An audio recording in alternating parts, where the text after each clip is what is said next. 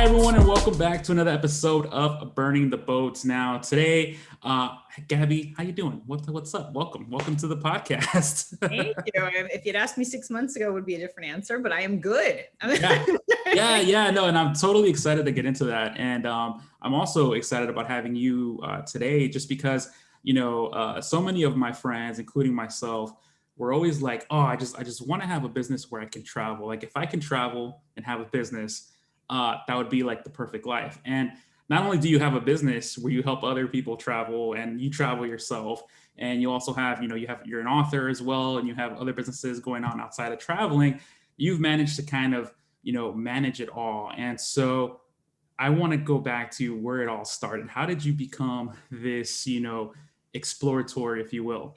I think I had no other choice. My parents met while they were working for an airline as I started dating.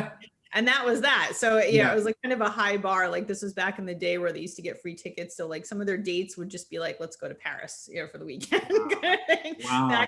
Back way then. Yeah. So yeah, I mean, it was, we grew up traveling. My dad was in the business. And so I saw two things. I saw the world, which was amazing. And I saw a man run a business. Yeah. And that's all I knew. Like he did his own thing. We went to his office. He never had a corporate job.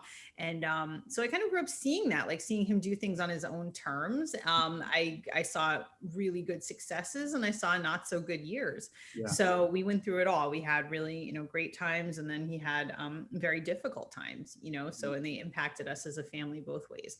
So I was very, very blessed. I think even the hard times we're still blessed because I learned a lot. So for me, coming from an entrepreneurial background, I meant to do other things. I'm like, be a lawyer. And then I thought I'd be a diplomat or, all these things that you do in college. And then, TV producer, and then travel just found me. It was interesting. People say, how do you create a business like this? It really just found me. It kind of fell at the same time. And of course I worked really hard to shape it the way I want.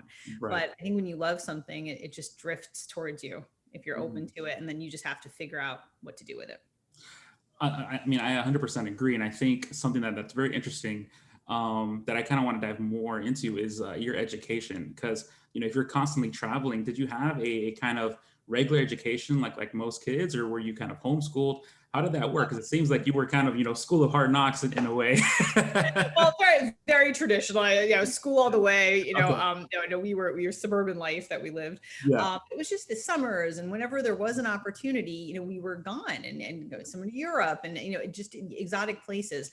And I think it was interesting because I always say like, school of hard knocks, because it's just even my grandfather, he did a lot of his own thing, and I just kind of saw people doing things that they loved on their own terms. So but like the hard knocks for sure, just because I was exposed to highs and lows, and exposed to what happens when you don't mitigate risk, which I think, was a very amazing lesson. That was probably the best lesson I could have learned all throughout. So, but I will stick to this too. The world is the best classroom. So traditional education, yes, but not so much, because when you hear other languages and when you see other cultures and when you see people that don't look like you, and you start to understand, that it's not just all about, where you live, you try foods and you do things that make you uncomfortable. There's no better classroom. So, I had felt like I had a glimpse of that. Wow. So it sounds like, the world is your teacher, is kind of just going through and experiencing more, hands-on, as opposed to watching it on TV or reading a book about it. Right. And something you mentioned is that you obviously saw a lot of highs and a lot of lows, and, mitigating risk. So is there a memory, is there an event that happened, while you're going through this that really kind of sticks out that you want to kind of dive into? Yeah, and I'll just be very candid. I mean, my dad was he's no longer with us, but he was he was made to be his own business person, and he was an entrepreneur, like in his blood. And what I always loved about growing up is that we had such a great childhood that there was never a no. Nothing was impossible. And everything my dad did had to be super big. Like I remember we got a pool back in the 80s. It had to be the biggest possible pool that you could get, like couldn't just be a small one. Like, or he had to, we had to get all the appetizers on the menu, not just one. Yeah. So that's kind of how we lived. And I think that with that, comes great reward, but also, great peril, if you don't manage. And I did see a couple of things, just not managing things the best way possible. And I guess pursuing a dream so passionately, like not letting not letting something fail when it needed to, or not letting go when you needed to, to the extent that, the business is lost, financial issues had to be recovered from. So that kind of thing can happen. And then also, I think sometimes too, you play really hard, but sometimes things just work against you. In his case, it was just a lot of, regulations and laws around airlines and things like that impacted, things that you can't do anything about. But yeah, just kind of seeing that stuff and just saying, okay, well, you have to keep pushing, but there has to be a limit where you just shut the switch off and say, okay, I'm going to go this way and not keep pushing on that.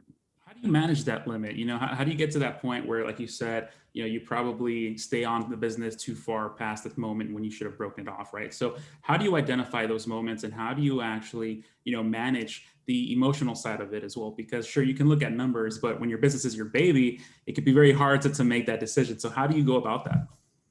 I could definitely answer that as clear as day because of what I've been through the last year. So I've always been able to build, I've always been able to shift and create and without any worry, because I kept myself, pretty good with the financials, underneath the I thought about this today. It was funny. I was on the treadmill and I thought about it because my business is built in layers. I have the core business that brings the revenue in. So that's why I feel like I have a safety net to be able to try something else, you know what I mean? Because if it fails, not a big deal, because I still have this. But I think me, as far as like last year with the tourism industry being hit, and just to backtrack, I am almost every single thing I do is tied to tourism. So COVID hit, it's almost like a person who owns 50 restaurants. It's like, oh my gosh, COVID, So for me, it is, I've only been able to survive because I shifted. I looked at two things. I'll give you clear examples. Okay, when all my clients started dropping like flies, what am I going to do? Understandably so. The emotional side of having to let go of them temporarily was hard, but you have to keep pushing because I have a child to support. Second side of that is that I can sink or swim easily. Where do I have to go? What do people need? So we looked around. Okay, governments rarely run out of money. Let's pursue some tourist boards. So that's what we did. In the scheme of things, you look around at the resources, and what do people need right now? They need voices. So we figured out a way to develop virtual events, to be able to give people an opportunity to present and keep visible. So, we moved towards those two things. But massive shift. Just emotional, just a heartbreak and fear and everything else, did take over, but you have to be stronger than that. Otherwise you're just gonna, it's not gonna be for you. Yeah. And so, I think you mentioned the term there, void, right? And it's kind of an important concept, especially when you're trying to pivot your business, you're trying to think of, okay, what's my next move? How important is it to essentially find a void outside of your realm of expertise? Or maybe, like you said, these individuals needed virtual events. So how do you go about finding a void that you can eventually take advantage of? You have to search for, I listen first. First, what I did was I turned myself into, the whipping post, the vent, the ventilator kind of on our side. I have a big audience of travel planners. So right overnight, everyone was depressed. Everyone was upset. So I said, what can I do to make these people feel a little bit better? Because there's not much going on for me, and I started to build, and then I always listen to what they're saying.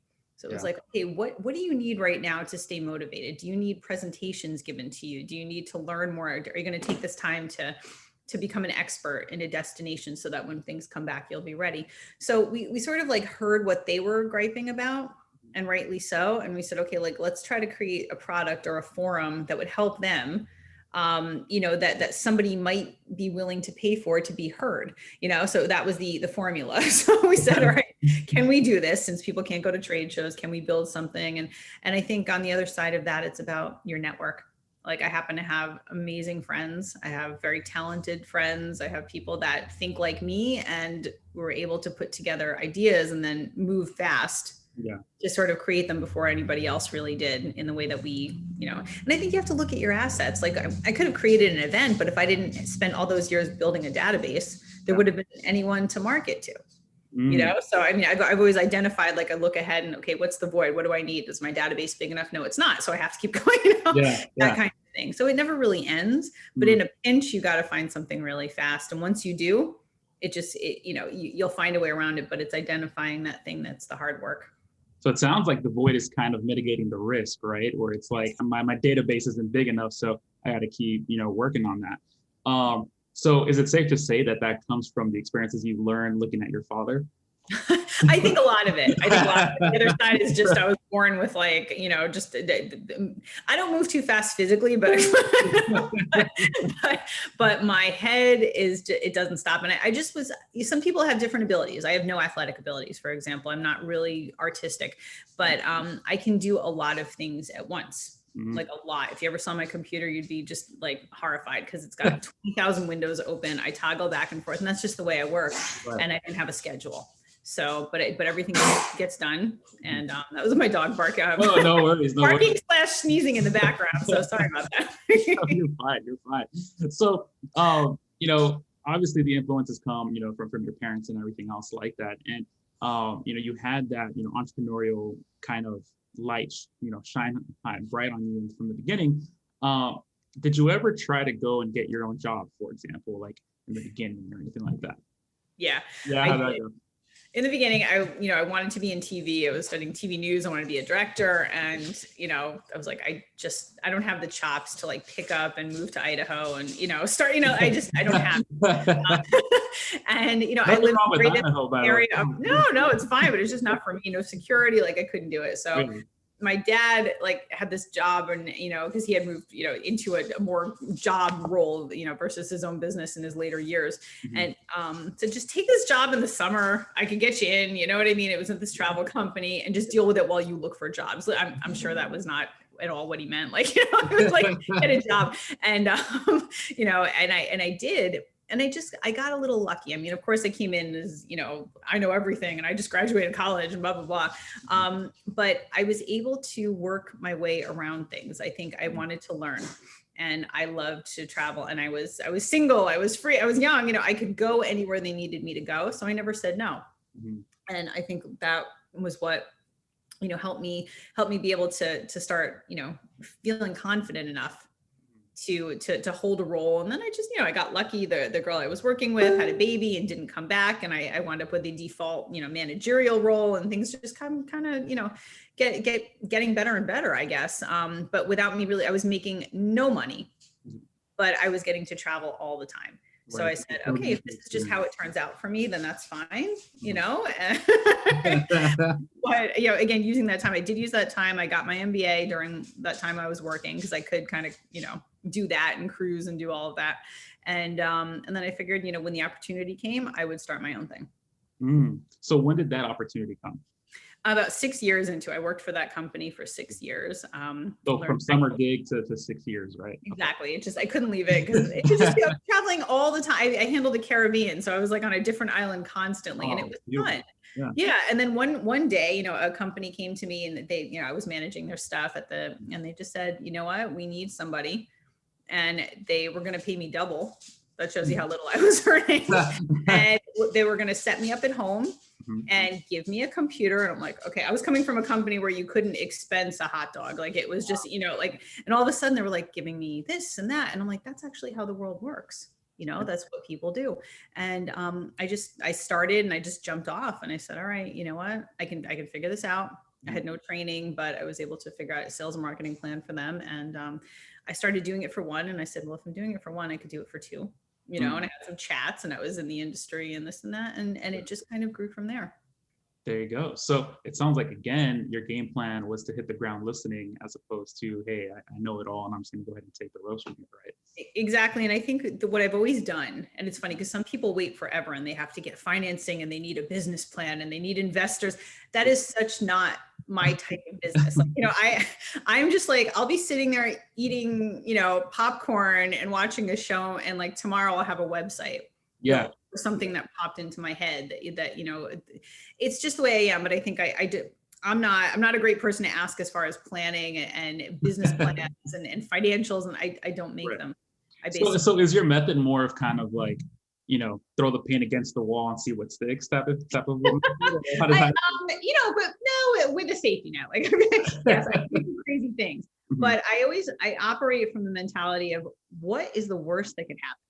Yeah. If I'm not gambling my life savings, and if I'm not like pulling for my daughter's college fund, and if I'm not doing, all of the above, and I don't put my finances at risk that would impact other people, then why not try it?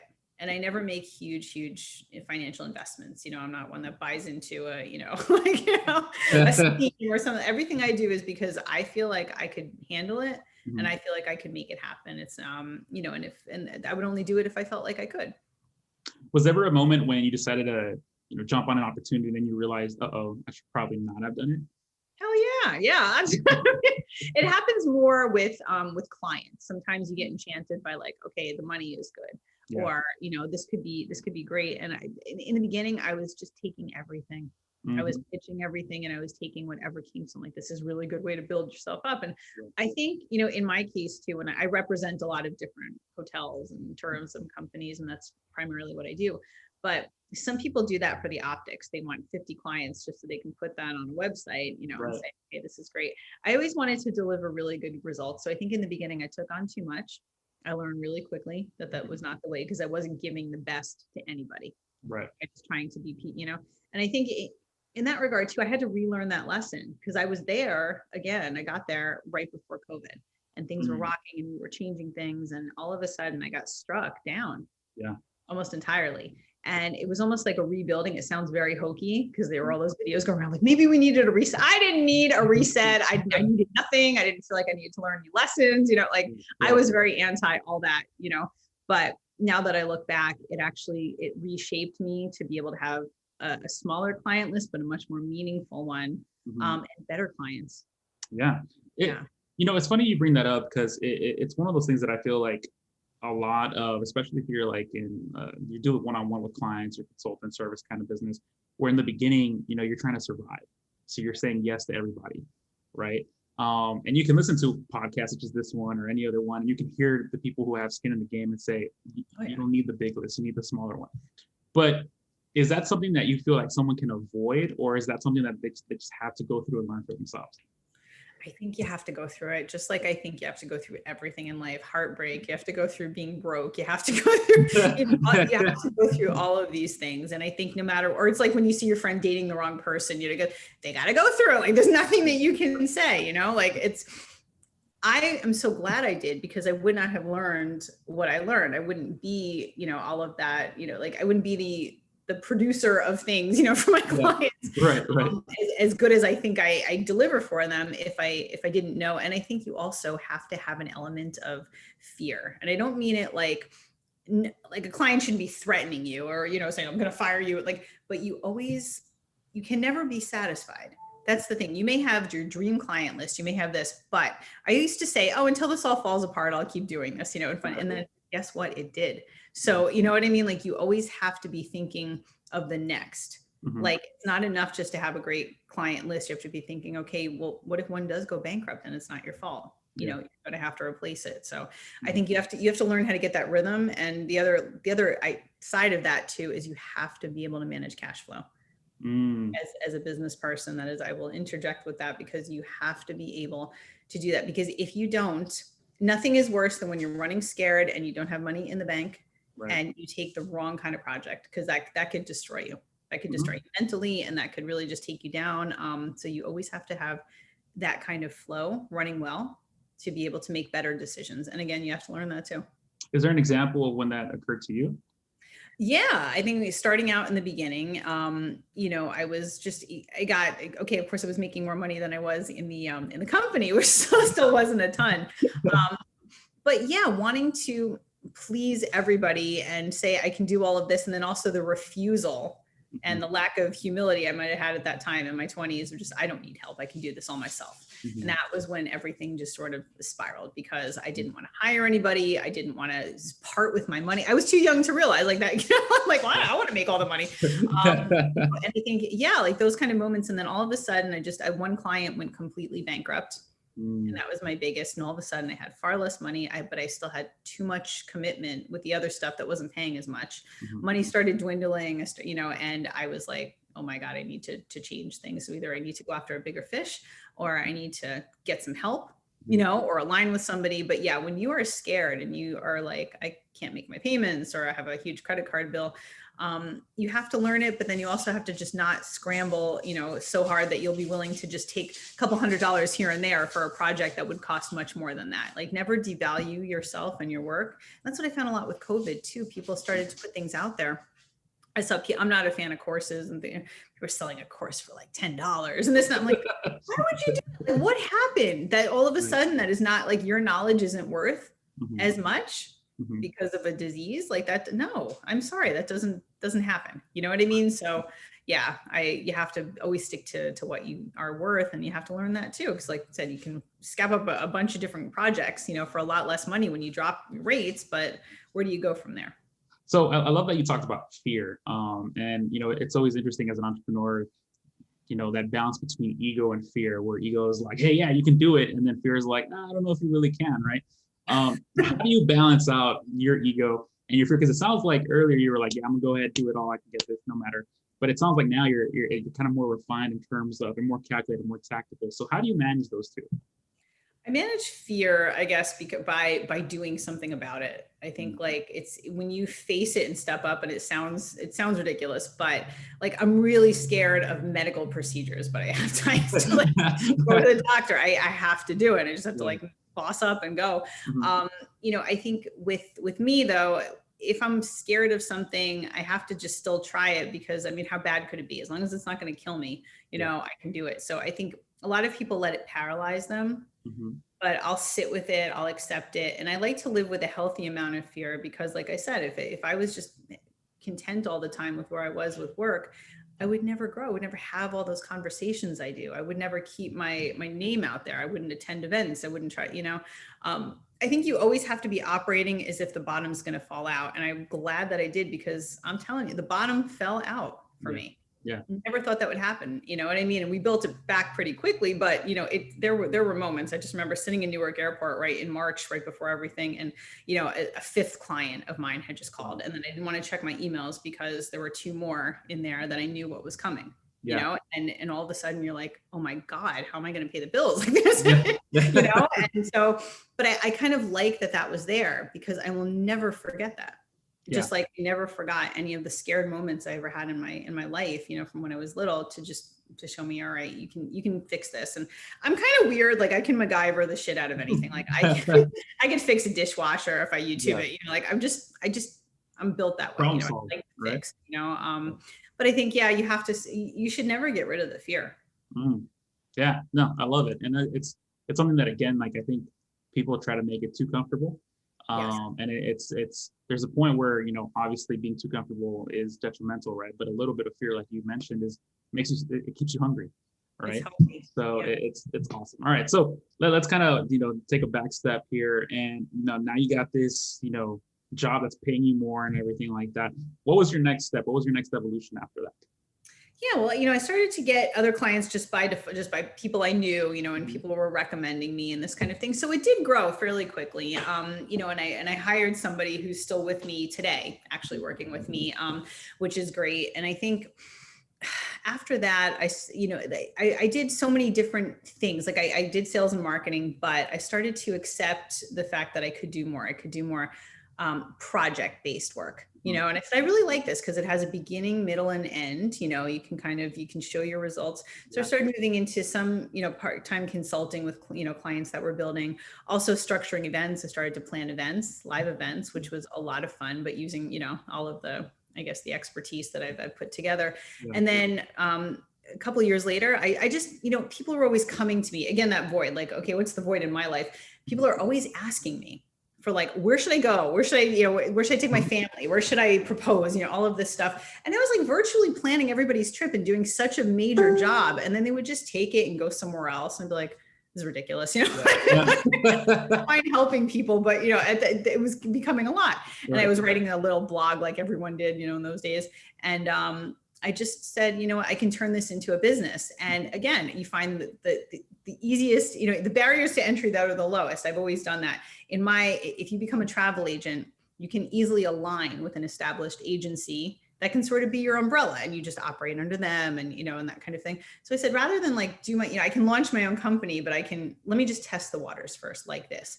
And I said, you know what, I'm going to start booking travel for people at the same time. And that became Exploratory Journeys. Oh, okay. So that was the next step. And so now I've, you know, balancing both. And again, both were extremely hard hit, you know, in the pandemic. But yeah, that's kind of what evolved, you know, and now that's been a lot of fun because that's taken off all of its own, you know, journeys by itself. You know, we're going to be launching a bag soon, a carry-on bag. So that's my thing. Yeah, it's fun. And then we launched the 48-hour power jaunt, which is that day, a trip of a lifetime in 2 days. So those kind of evolved from that. And it never really stops. That's the thing. There's possibilities, but when you have your anchor, you know, you can take off and, you know, do spin-offs, I'd say.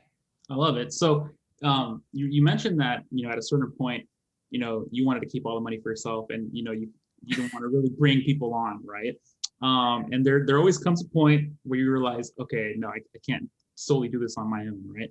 So how do you go about finding people to add to your team? Because that's one of the biggest challenges that we all have. Do you do it just based on credentials, or is it more of like, if I can have a beer with this person, that's the one for me? Like, how do you go about it? It's more emotional, and it's more a vibe for me. Yeah. Because you know who you can work with and who you can't. And I also know my strengths and my shortcomings. Like I have a lot of strengths, but one of my shortcomings is I cannot train anybody. I'm not a teacher. Yeah. I can like do it with my daughter, but I am not one of these people that can, you know, if you're going to roll with me work-wise, you got to know already, you know, you have to be sort of in my head and know what it is that I need and just do it. And I had, with the first person I hired, who's one of my best friends, she's still with me today. Yes, she and I just had that. There's another gentleman that works with us in Latin America, and he was just, from the minute I met him, we just knew, like, okay, he needs to be like part of it. He just gets it. He gets it for us. He knows exactly what's needed. And I think I always want to make sure that I'm fair with people too. Like I you know, I'm not going to be a billionaire, you know what I mean? So it's just, there's not like, you know, I can't be the highest paying person. Right. What I do. But what I like to do is what do I have that I can give people that they love? And so it's to reward them with travel, you know, in this case, or, you know, keep them on the road, keep them traveling, keep them doing all the things that they love, and also playing to what they need. Everybody needs flexibility. People have kids, people have partners. Give them the leeway they need. Just tell them what the objectives are, at least in my business. What do I need from you every month? I don't care if you do it just on 2 days time and you show me your report, you know, just do the work. And I find that when you outline everything clearly and you give people some leeway, and you know, they want to continue because they see that you're all building this together. So how do you manage the trust then, right? Because that's the other side of it. It's, you know, I love the way you do your management style. It's very similar to how I like to manage as well, where it's kind of like, I'm just going to trust you, right? But how do you manage the trust? Do you just go ahead and say, all right, take it, and then we'll see what happens? You know, how do you go about that? We build up, and in my business, there's certain metrics. Like, for instance, there's a certain amount of people you have to reach every month, or there's, you know, a certain amount of programs that have to be developed in a specific time, or a certain amount of emails you have to write for me, or that kind of thing. So it's measurable.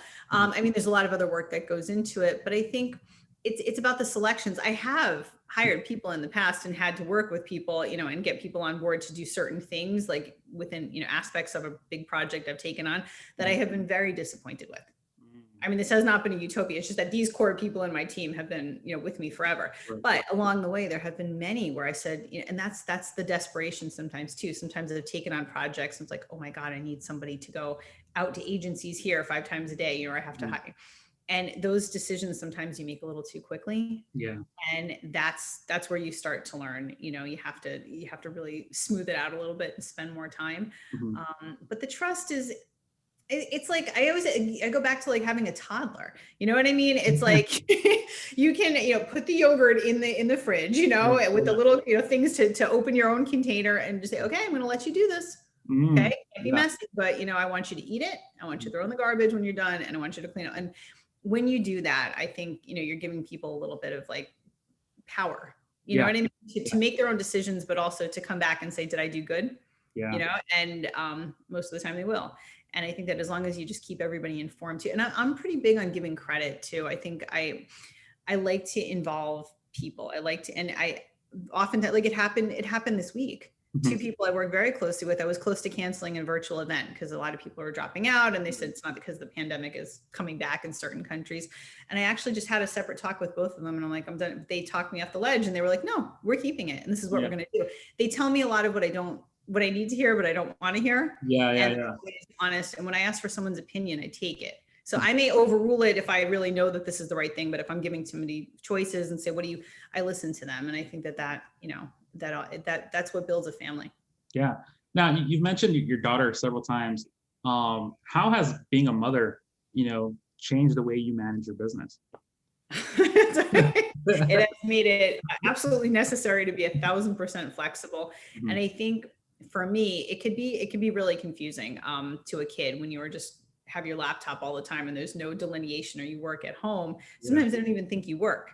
You know what I mean? Because you don't go out, or you're always there for school pickups and you're always there for the games and all, you have to manage it.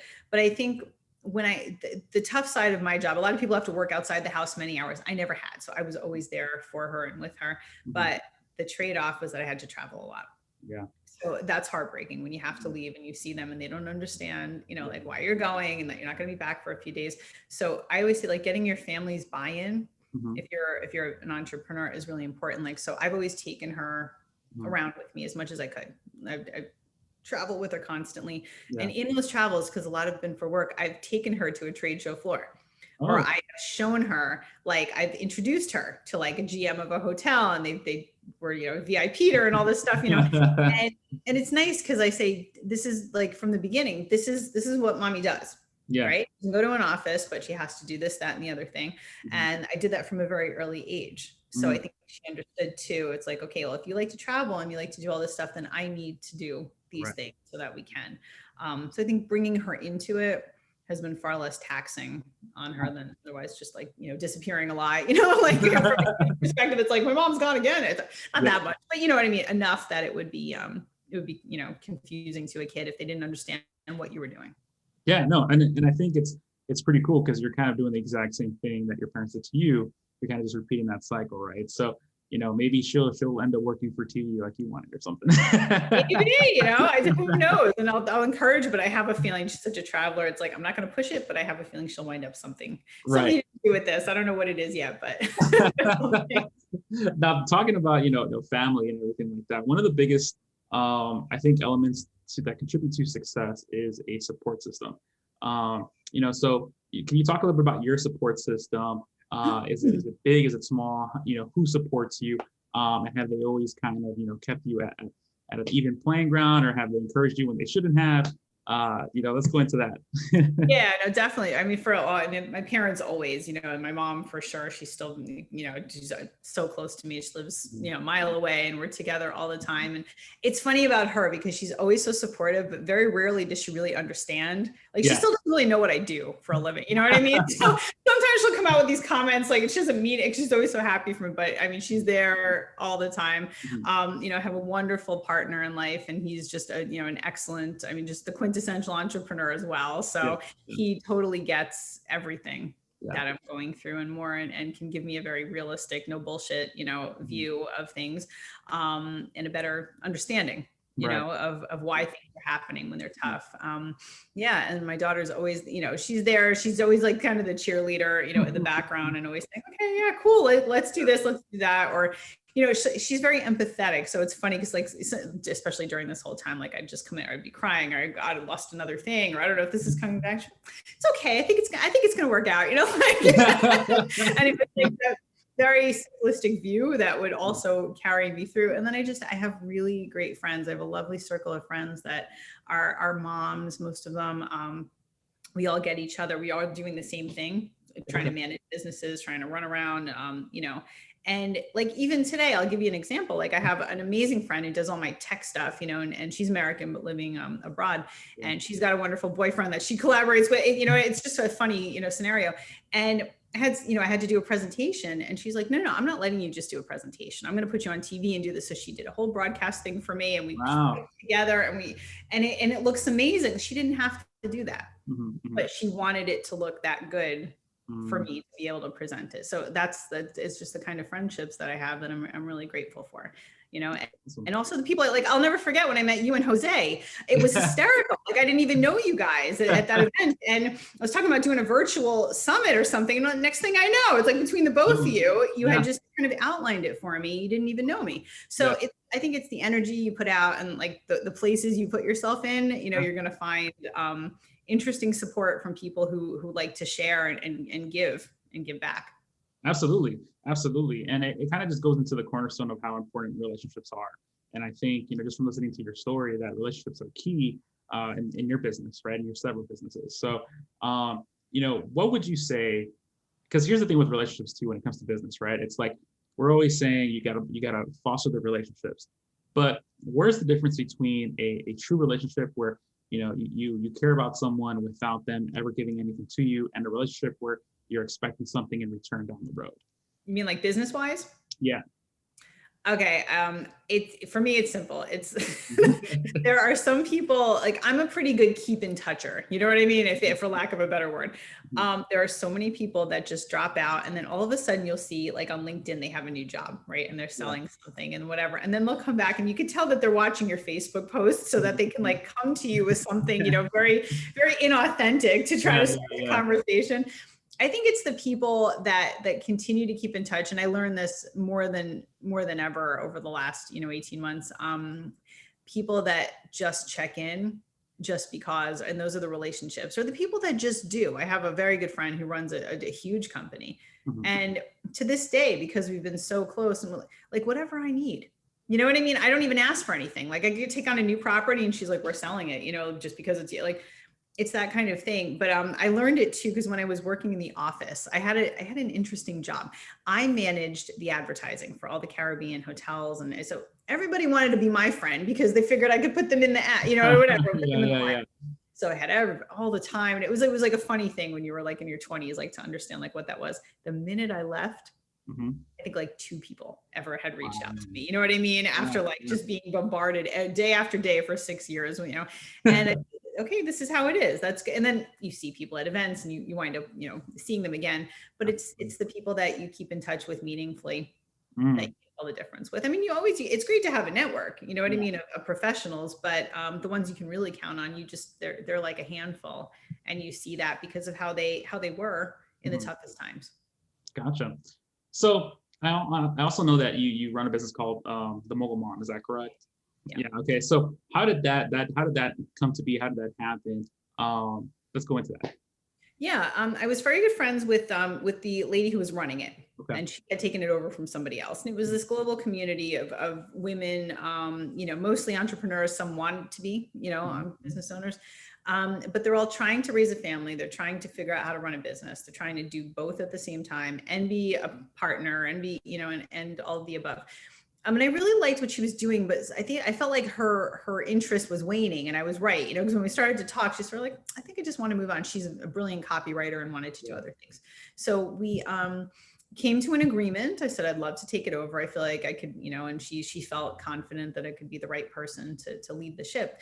And it just kind of worked out. We worked out a deal and I took it over. And again, impulsive. She's just like me. So it was like, it went from a conversation to her flying down from upstate New York to staying over at my house. I'd never met her in person. Wow. And and we did that deal, and we had Prosecco in my living room, and that was that. And I remember how long did that take from start a conversation to final paperwork signed? 2 months, maybe. Wow. Yeah. It was not long at all. It was not long at all. And because we just felt it was the right time for her to move, and the right time for me. And it's been interesting, just to learn it's a very different thing when you acquire an audience versus building one yourself.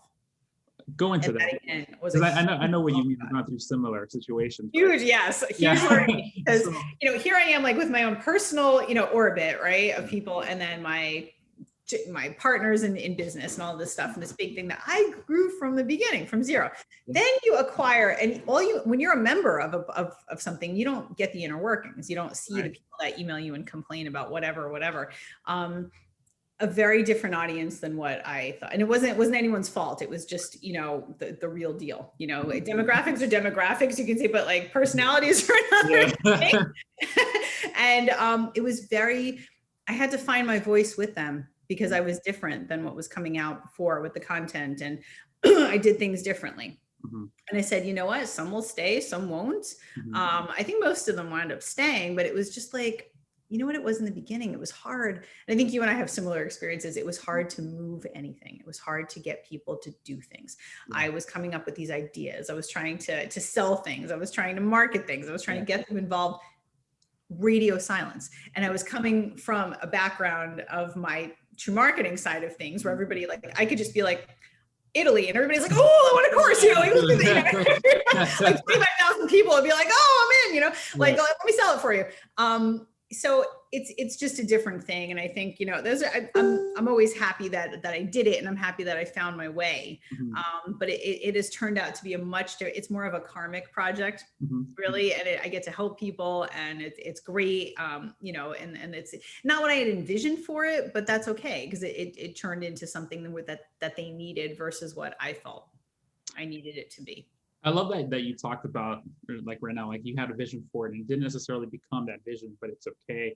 Because I feel like a lot of entrepreneurs trip up when it happens, and it's kind of the, what do I want to provide versus what my market actually needs.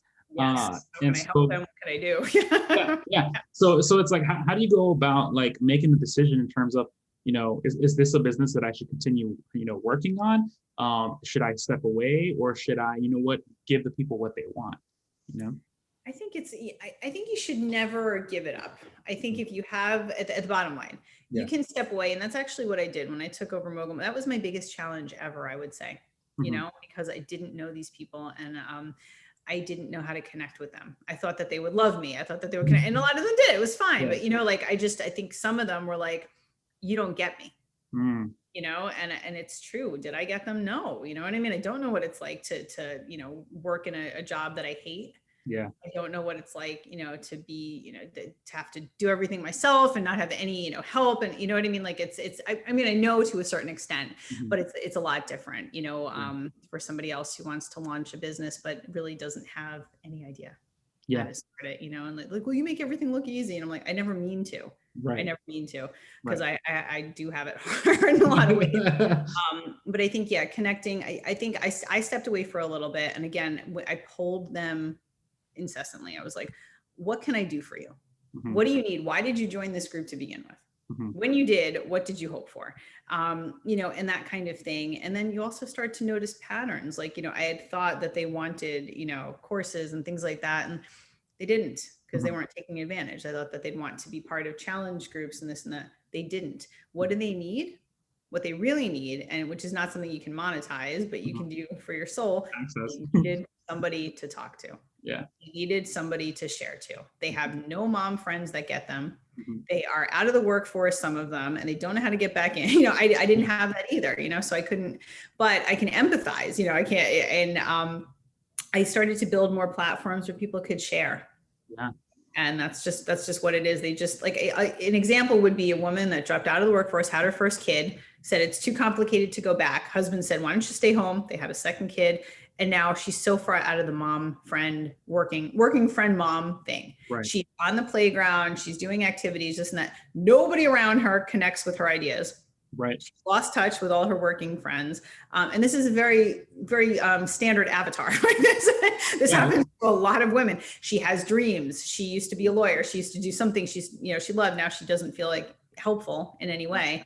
And that's, not a lot of people understand that. So I think we did a great job of creating that space, and that's just what they want. They didn't want courses. They didn't want No, and it's true, because I think especially like, when they're empty nesters, especially, right, the whole identity changes too. And I think it's one of those things where a course isn't really going to connect, a challenge is going to connect, but just having a real conversation, that's what's going to connect, Yeah, that's what they need. They need mom friends that get it. And that's the bottom line. So that's just, And I think, and I think that's specifically highlighted, especially with what happened with COVID, with everyone being stuck at home, inside, behind a laptop, on Zoom meetings, it's kind of like, well, who am I really talking to, can really understand my problems? So, did your team struggle with that as well during COVID? I'm not sure if you all work virtually now or have an in-person office or anything like that, but always worked virtually. Yeah. So we were used to this, but I think it was more like I was seeing the morale decrease Mhm. because everything, just because of exactly what you said.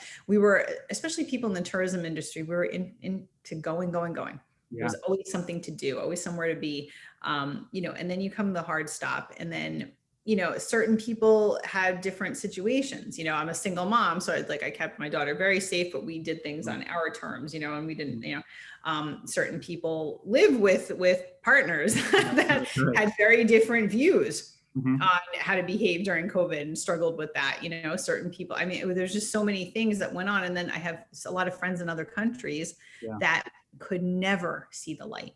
Mm, Vaccines still are, in many cases, so far away yeah. for many of my really good friends and people I collaborate with. So you do see it dipping, you Yeah. know, and you try as hard as you can. But when you're going through it too, and you're like, when you're a fixer and you have no fix, Yeah. is the worst feeling in the world. And it's interesting too, where, most businesses, they might struggle because of cash flow problems, or, their tech messed up or something like that. But it's a different thing when your business is being affected by a pandemic and it's literally saying, hey, we can't travel at Yeah, all. you just Very can't. different, because then you're trying to, most people can pivot. Okay, well, I do, in-person workshops, I'm going to do virtual workshops, right? That's a pivot I had to make. But if your business is travel, how do you pivot? Where do you pivot to? You know? You just keep the dream alive. Yeah. You try to market, and you try to, you know, just say one day it will be okay. But I tell you have to also go through things. I remember I drove to Newark Airport with my daughter in like April. So this all started in March, last April. Mhm. And we went to I said, I just need you to know that this thing is still here. This place is still here. You know, Yeah. I did, but it was very eerie. There was nobody. It was a guy in like a hazmat suit. There were people inside with full dress, you know, like white coveralls, and it looked like a horror movie. Right. And it wasn't the best idea to take. I'm like, okay, Yeah, yeah. but yeah, it was, it was a fear like none other, and a sheer moment of panic. But again, those are the jolts that sometimes you need to, and my mother kept saying the same thing, like you asked for about support. And my mother too, like who very, you know, some rarely understands what I'm actually doing for a living. Like she just kept saying, nothing is permanent. This will pass. And I used to get angry almost like when she said it, you know what I mean? 'Cause I'm like, you just don't know, you don't really, but Yeah. she Yeah. was right. And you know what happened in June? I was on a plane again. Oh, really? Yeah, I flew early, and it was scary as it was weird. The airport was like a ghost town. Nothing was open, but I had to do it. Mhm. And when I did, I went to California right before everything blew up there. Mhm. Everything was fine too. The beach was still Yeah. the beach. Yeah. The hotel was open, you know. Yeah. I mean, it was cool, you know, like the roadside restaurants were open. Right. So it was, I think you have to stop also. You have to really take your own evaluation. Mhm. Like, yeah, it looked like travel was going to stop forever. But when I actually did, again, facing the fear, did Mhm. I think it was smart flying? I don't know. I don't really care at that point. I just said, I have to do this because I have to know, is this stuff still happening? Yeah. And quite, in fact, it Make it was. real. Make it real. Yeah, it was still happening. There Did were you? people in the hotel. Sorry. Yeah. Yeah. So, yeah. Absolutely. Yeah. It's did you see kind of like a trend amongst your entire network, in terms of how they were coping, like positive things that they were doing to just kind of reinforce themselves, to encourage and motivate themselves, even though their cash flow was severely affected. Yeah, it was nice because I saw a lot of groups coming together. I never had been invited to so many Facebook groups in my life. Like all of a sudden it was like this family, industry family, you know, and everybody was like stepping up and reconnecting because we had the time. So I actually it was fun. It was talking about those inauthentic relationships. I didn't even care about that because they were just people I never, you know, had known well, but you know, it was just nice to catch up kind of thing. But I found myself in a lot of those. And I think that we all needed that because we all needed to hear that the shit was across the board. Like everybody was having their own day, you know, with it. And I think people tried, but everybody, I think in my industry was super sensitive, and it was so nice because they didn't, even if somebody was having a success, I never found anybody flouting it like in your face, kind of like to make everybody else feel bad. You know what I mean? It was more like we just tried to keep positive for everybody. You know, and just say, all right, you know, I dream of this, or I remember that. And we all started to post retro photos. Yeah. Like, remember we can go to Mexico, like that kind of thing. That's how we all stayed connected. And, you know, I think, and then hotels were really sweet. Like they were very sensitive, but also kept us updated. Yeah. They used a lot of their social media to say, this is what we're doing during this time, making a new restaurant, we're taking down walls. Like, you know, it was nice to see. Yeah, no, it was very interesting to see how my sister works in the hospitality industry for hotels here in Boston. And it was just very interesting to see how they were able to try to operate at like 20% capacity type of thing. And, one of the biggest areas or challenges in a hotel is the restaurants that are in the actual hotels, right? So, it was just interesting seeing it from her perspective. And yeah, I could see what this was first hitting that they were worried. They're like, I don't think it's going to come back. I don't think it's happening. But thankfully now, she's at a hotel where they're, I believe, at 95% capacity. So it's amazing comeback. And so, for anyone in the hospitality and travel and tourism and all that, it's I can only imagine what that feels like to know that, okay, we're starting to get back to this place where I can start to feel nice moment. I have it's to tell you, it's such a nice moment, like all unified, like everybody is like holding hands around the world, literally. Like they're very, like, everybody's supportive. Like it's something I never thought would happen, and I don't see much competition. I don't see this fierce, like, kind of like pettiness and stuff. I just see everybody just being like, hey, cool, let's just soak it all up. Love it. I love it. Yeah. Okay, so one last thing, I know we're getting close to the top of the hour, that I wanted to talk about was these 48-hour power jaunts, right? Where, because again, we started the conversation about talking about traveling and business, and I know that these are specifically designed for entrepreneurs, to travel 48 hours to amazing places. So is this back on? Are you still currently putting these together? What's the future of these, and how can I get? They lived. They took a hiatus for a moment, not because of my lack of enthusiasm. Right. Logistically, and again, that was one of those things we had to figure out, because with COVID tests being necessary, not so much in the front end, that's easy. But on the back end, when you go somewhere and you need a COVID test and the system is not, in place enough to turn, like, what the heck? It's impossible to do 48-hour power jaunt if you're going to a place for days to get your results. Yeah. So we worked it out. And that was, again, an industry-wide rapid revolution. So many hotels started putting doctors in the hotels. Or getting access to the on-demand, where a nurse could come do it and then you'd have in 6 hours. Now you can take with you those at-home tests. They're in a cardboard box this big. Next time I leave the country, I'm taking one, and I'm just it's a 15-minute result that you test yourself and you can go home. Wow. So yes, like I never thought, I was in Walgreens, they were selling for $20. I'm like, this is gonna bring back my business. Like, but I was like almost like kissing the barrel there, And you see these things and you realize that again, it's just pivoting. It's noticing the trends, and nothing that seems so stark is ever going to be permanent. Like when I saw those things popping up of like rapid on-demand tests and things like this to be able to get back. And then I actually did it myself again, worried about it. And then I left the country a few times, did it, and it was nothing, I realized this is fine. Again, it's the media and everybody making everybody, like stressed about things that they don't need to be stressed about. Yeah. I absolutely agree, because especially with COVID, I was still driving around in the van, and I would go to these places, and you hear the news, you see the news, you go and you see it in person.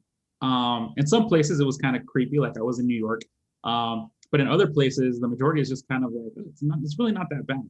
But I love the fact that they're coming back, and now that it sounds like everyone's kind of catching up, so you can kind of restart this program.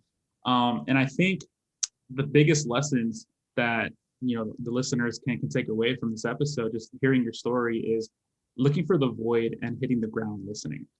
I think would be the two biggest takeaways. And I'm not sure if you'd agree with that or if you have anything else to add, but I think that sums it up. No, I think so too. It's just finding and then just not hesitating, especially in the moment of panic. You have to make the right decision, but don't take too long. I love it. Perfect. All right, Gabriella. So where can we find you?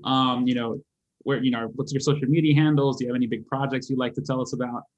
Yeah, well, I mentioned quickly, we're going to be launching a bag, because I never check a bag ever. And you don't want to be with me, like next to me, if I'm being forced to, because it's not a pretty scene. But developed a bag that to me is the ideal carry-on for a 48 to 72 hour trip. And it's perfect. And it's a great size. It's got all the, gadgets that you need. So yeah, we're working on that. And that's going to be the next big thing to come out, because I know a little bit about how to pack a bag. Oh yeah, I love it. Let me know.